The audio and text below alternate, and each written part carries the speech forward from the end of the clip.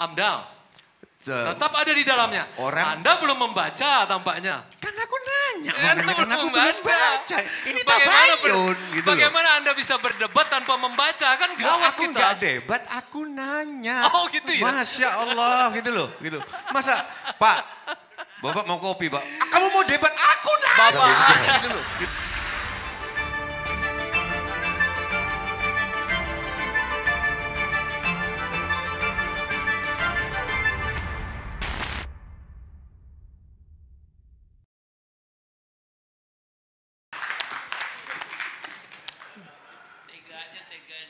Oke, selamat malam Mbak Karni.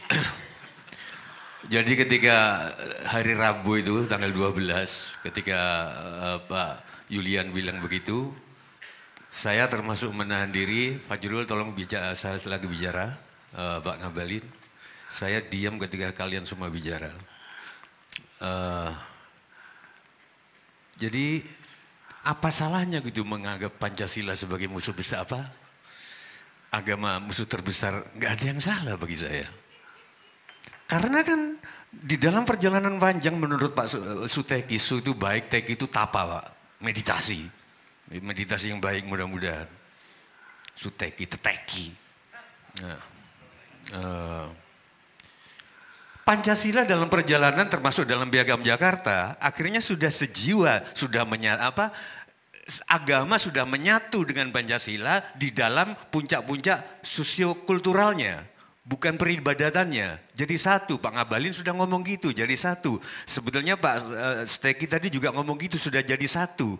Nah orang kalau sudah jadi satu Pancasila di dalam sosiokulturalnya jadi satu sama agama dan sebaliknya, ya siapa musuh terbesar diri sendiri? Pertanyaan saya. Orang-orang pintar semuanya. Siapa musuh terbesar Karni Ilyas? Karni Ilyas.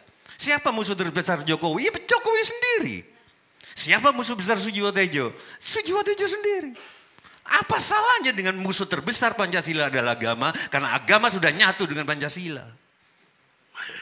Apa problemnya di mana gitu loh. Ini setelah perang terbesar mengingatkan ini perang yang besar. Tapi ada yang lebih besar. Memerangi dirimu sendiri. Loh, agama memang beda Pak Julul sama Pancasila, tetapi puncak-puncak sosiokultural agama ada di Pancasila. Jadi nyawicis, jadi satu. Nggak salah mengatakan, tapi aku bukan membela kaum Pak Jokowi. Ketika aku membela ketua BPIP. Cuman mari kita sadar semua barangkali ini apa ya, kayak peringatan dari Tuhan ya sebetulnya. Saya gini loh, dari tadi kita ngomong, kita bertentangan Pancasila. Oh itu aliran Pancasila sudah dimanai secara kiri. Oh, enggak, Pancasila, kamu anti Pancasila. Enggak, kamu per Pancasila. Tapi enggak ada, Pancasilanya ada enggak sih gitu loh. Sama dengan aku mendirikan sebuah desa Pak. Desa ini saudara-saudara, saya kumpulkan semua. Kita dipersatukan oleh sumber mata air. Bu Irma saya lagi bicara, saya tidak baca HP ketika Anda tadi bicara. Saya akan berhenti ngomong sebelum semua berarti. Oke? Ya. Di dalam pertemuan yang sudah terjadwal, Sujiwo Tejo tidak pernah membuka HP. Karena saya sudah bisa ngasih tahu teman-teman saya, jangan HP-an dulu, aku lagi ada acara. Kalau di dalam pertemuan di jalan dadakan saya masih buka HP karena masih banyak yang gantung Pak. Menurut saya inilah Pancasila. Inilah Pancasila yang nyata. Ada orang ngomong dengerin. Sorry Bu Irma, saya dengan kasih sayang ngomong ini. Karena saya termasuk sayang. Saudara-saudara, yuk kita ngomong. Mas Jiwo juga kayak orang yang paling benar gitu loh. Hah? Aku orang paling benar. Ya terserah gitu loh. Tapi kalau saya orang yang benar, ketika Mbak Irma tadi ngomong saya nggak perhatiin. Karena saya sudah merasa paling benar. Saya catat semua. Sujiwo Tejo. Ya udah terus. Nah, iya. Sumbernya ada. Bu Irma, Mas Abu Bakar. Mari kita berkumpul semua. Dasar kita adalah sumur di sini, dasar simbol, yaitu sumur tanpa dasar. Karena tanpa dasar makanya mendalam. Tapi begitu diteliti sumurnya nggak ada, Pak. Jadi kita diskusi apa sebetulnya? Saya setuju sama Pak Suteki, kalau Pancasila itu ada, Erick Thohir nggak lebih ngetop dari Teten Mas Duki. Karena jelas-jelas saya malah nggak nyebut Pak Mubiarto sama Pak Adi Sasono nggak mundur lagi, Bung Hatta. Soko guru perekonomian koperasi. Tapi kalau aku jalan di Sudirman itu, mana gedung-gedung milik koperasi ini? Katanya negara Pancasila ini. Jadi kita ini ngomong apa? Mending omongan diarahkan, yuk kita wujudkan Pancasila. Sekarang saya mumpung ada Pak Fajrul. Bisa nggak saya minta klarifikasi, Pak Karni? Boleh, boleh. Pancasila itu kan ada gambar, ada kata-kata, poin 1, poin 2, sampai 5. Seperti orang sholat itu ada begini, ada begini. Nah bagi saya ini bukan orang sholat, ini gambar orang sholat. Sholat itu menegakkan prinsip-prinsip di dalam pergaulan. Aqimus sholat. Nah, enggak, jangan. Saya ada Pak Zaitun malu nanti.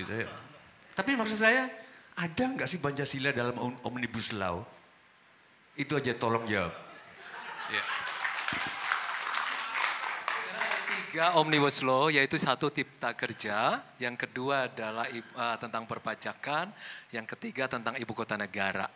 Intinya semuanya sebenarnya menurunkan langsung dari Pancasila, kemudian peraturan perundang-undangan yang ada. Yang paling gampang aja, Cipta Kerja itu membela UMKM, usaha mikro, kecil, dan menengah yang menjadi bagian terbesar dari Republik ini. Keadilan sosial bagi seluruh rakyat Indonesia. Kemudian tentang ibu kota negara, kenapa kita harus misalnya pindahkan ke Kalimantan? Itu upaya untuk menjelaskan adanya pemerataan. Loh, Anda yang meminta, saya menjelaskan. Aku nanya 2 hal. Pertama, soal lingkungan ada nggak izin lingkungan? Kita tetap membela AMDAL. Tetap ada di dalamnya. Anda belum membaca tampaknya. Kan aku nanya, Anda belum membaca. Ini tabayun gitu. Bagaimana Anda bisa berdebat tanpa membaca? Kan gawat aku kita. Aku debat, aku nanya. Oh gitu ya? Masya Allah gitu loh. Gitu. Masa, Pak, Bapak mau kopi, Pak. Kamu mau debat, aku nanya. Bapak. Gitu loh. Gitu loh. Tejo ini sahabat saya waktu di ITB. Dia sahabat saya, Pak. Tapi nggak datang waktu aku mantu. Sahabat apa itu, Pak? Gitu. Saya berada di luar kota, Bung Tejo. Saya minta maaf malam ini. Saya undang. Undangannya disebar. Aku dapat undangan dari Tejo. Kan GR, Pak. Ini Fajrul pasti datang. Dan saya harus keluar kota, Bung minta Tejo. Maafnya baru sekarang. Saya minta maaf, 1000 maaf. 1 juta maaf. Oke, pertanyaan saya sudah selesai. Ya.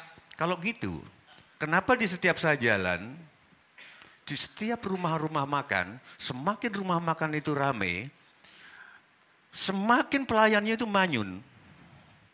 Ditanya juga judes-judes. Yang seneng cuman kasirnya. Di mana Pancasila kalau gini? Berarti pengupahannya nggak benar dong. Rata-rata saya jalan ke Pantura, termasuk ke Purwakarta, sorry Pak Bupati. Dan yang rame-rame, itu pelayannya nyebelin, Pak. Judes-judes. Berarti kan nggak beres, capek. Sopir truk juga pusing. Berarti Pancasilanya di mana? Sopir truk itu yang happy bukan karena honornya. Tapi kalau dia bisa menulis-nulis di belakang, oh, aku tunggu jandamu, dia bangga nyetir. Jadi di mana Pancasilanya nih Adian? Kalau benar kan sopir truk happy, waduh mau tambah lagi. Rata-rata judes, kalau sepi baru seneng. Mungkin nyukurin yang pemiliknya mungkin. Jadi saya kira gitu Pak Karni. Apa ya? Pembicaraan tentang musuh terbesar Pancasila adalah agama. Harus kita hayati sebagai musuh terbesar Gabriel Mahal adalah Gabriel Mahal. Artinya jangan-jangan ada yang salah di dalam Pancasila. Maka ketika agama semuanya bersemangat sosial, dianggap sebagai musuh. Ini hati-hati juga. Jadi, tapi saya setuju, oke lah nggak usah proses hukum lah. Jangan-jangan sedikit-sedikit hukum lah Bu Irma. Pak Suteki, ini sekalian soal galuhnya Kabupaten Kerajaan Galuhnya Ciamis yang Babeh Ridwan Saidi nanti ditantang mau diskusi di Ciamis. Saya berdoa juga nanti di Ciamis juga selesai rembukannya gitu loh Jurul. Ya, ya. Mungkin lagi baca ayat, saya nggak tahu. Tejo baca puisi Tejo. Bukan. Aku kan selalu lihat Bu Irma. Bagi saya laki-laki itu nggak penting Bu, gitu loh. Gitu. Kurang Pancasilais. Ya sorry. Jadi saya kira gitu.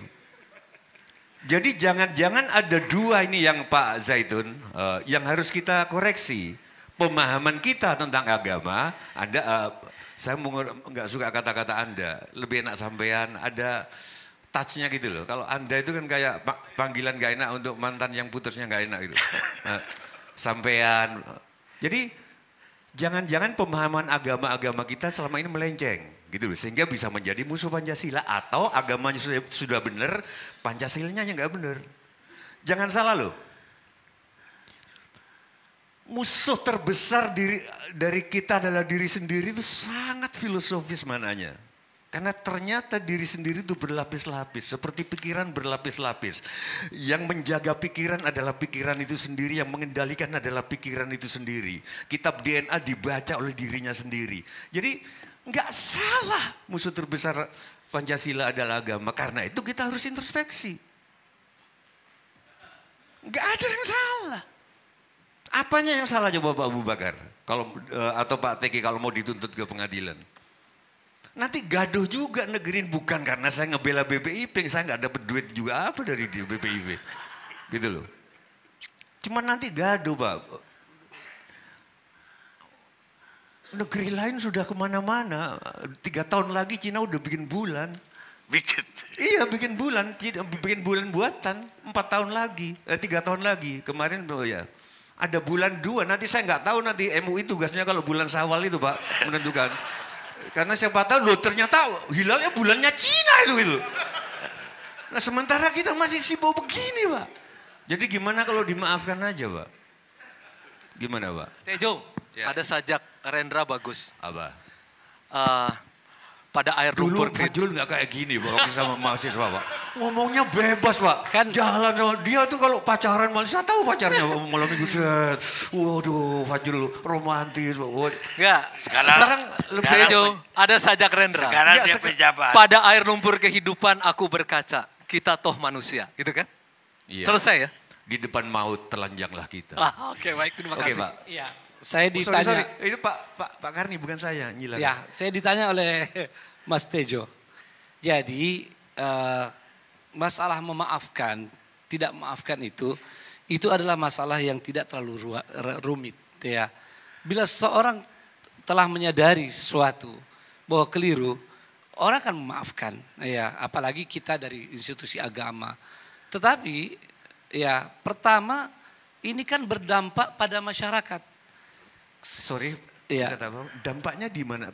Dampaknya begini. Bukan justru Pak Zaitun ini justru menghidupkan kembali bahwa musuh terbesar kamu adalah Iya. dirimu sendiri, maka musuh terbesar Pancasila adalah agama karena agama dan Pancasilanya tuh. Baik, kalau Mas Tejo perhatikan konteks daripada pernyataan ini, apalagi dikaitkan dengan satu peristiwa ijtima misalnya, ini kan mengarah kepada seolah-olah orang-orang yang berbeda, orang-orang yang kemudian berpikir kritis dan seterusnya, seolah-olah ini mereka menjadi musuh Pancasila. Itu baru dari sisi kasuistisnya.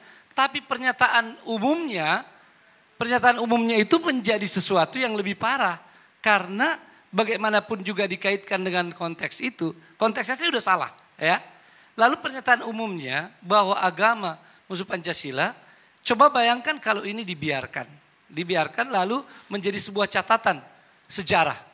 Lalu kemudian anak cucu kita karena dia mengatakan toh dahulu ada seorang profesor menyatakan bahwa agama itu musuh Pancasila dan tidak ada yang memprotes.